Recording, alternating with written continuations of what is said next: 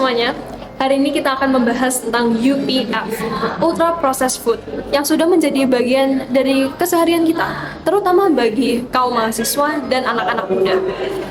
Mulai dari sosis, makanan manis, minuman manis kemasan, ini semua sudah menjadi bagian dari rutinitas cepat kita. UPF diproses secara industri dan mengalami banyak bahan tambahan seperti pengawet, pemanis, perasa, dan lain sebagainya. Dan bahan-bahan ini tidak bisa kita temukan di dapur rumah kita. Proses ini membuat makanan menjadi lebih tahan lama, praktis, dan menggugah selera. Namun, karena UPF prosesnya sangat jauh dari pangan aslinya, banyak pertanyaan-pertanyaan mengenai dampaknya terhadap kesehatan kita. Karena itu, mari kita perdalam kategori mana sih secara ilmiah UPF itu.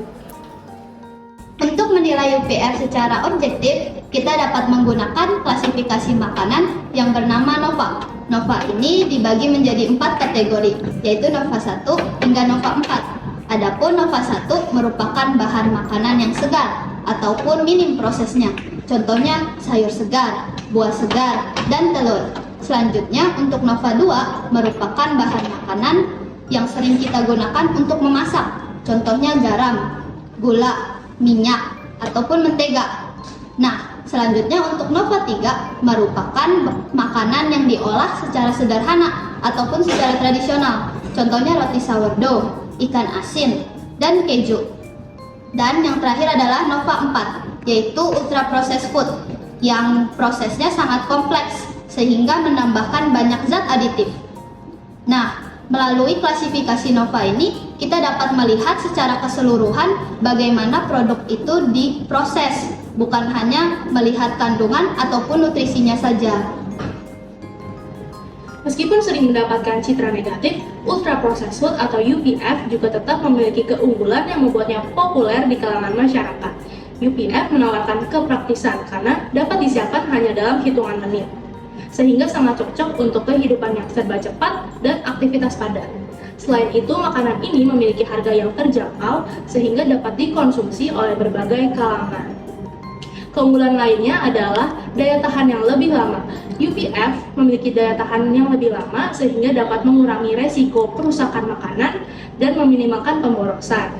Beberapa jenis UPF juga difortifikasi dengan mineral dan vitamin, seperti sereal sarapan ataupun susu UHT, sehingga UPF jenis ini tetap dapat memberikan gizi tambahan bagi konsumen. Oleh karena itu, sangat penting bagi kita untuk memahami bahwa UPF ini bukanlah musuh dalam pola makan. Kehadirannya justru memenuhi kebutuhan akan kenyamanan, kepraktisan, dan aksesibilitas di tengah tuntutan kehidupan modern. Namun sebagai konsumen, kita juga tetap perlu memperhatikan konsumsi kita terhadap UPF, agar manfaat yang kita peroleh tidak berubah menjadi resiko bagi kesehatan. Walaupun makanan ultra processed food itu enak dan juga praktis, namun ada beberapa hal yang perlu kalian perhatikan. Misalnya, kalau kalian sadar ya, makanan ultra processed food itu banyak yang mengandung tinggi gula, lemak jenuh, natrium, dan juga kalori, sehingga dapat memicu berbagai macam penyakit. Misalnya penyakit obesitas, hipertensi, diabetes, bahkan penyakit jantung. Makanan ultra processed food juga rendah serat dan juga nutrisi alaminya, sehingga tidak membuat rasa kenyang, malah kalian jadi pengen makan terus. Beberapa zat aktif juga dapat memicu peradangan ringan apabila kalian konsumsi secara terus-terusan. Produsen juga ingin menciptakan makanan yang konsumen bisa makan lebih banyak, sehingga konsumen merasa ketergantungan atas produk tersebut. Isu yang kami bahas bukan hanya soal gizi, tetapi juga pola konsumsi secara jangka panjang. Jadi, kesadaran dan juga pengaturan penting untuk kalian perhatikan ya. Setelah mengetahui sisi pro dan sisi kontra dari UPF, perlu diperhatikan bahwa produk UPF tidak selalu buruk loh. Berikut saya berikan contoh-contoh produk UPF yang lebih sehat. Roti gandum industri, susu kedelai tanpa gula, dan yogurt tinggi protein.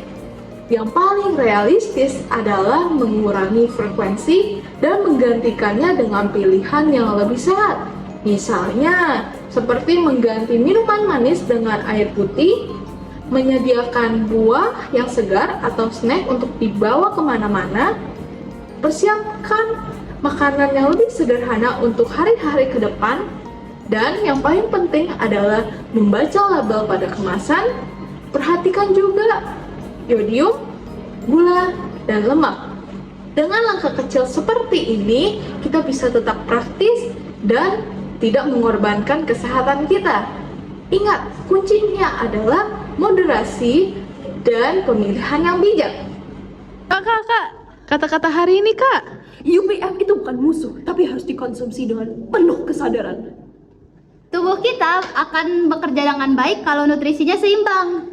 Kepraktisan memang penting, tetapi kesehatan jangka panjang lebih berharga. Kebiasaan kecil dapat membawa perubahan yang besar.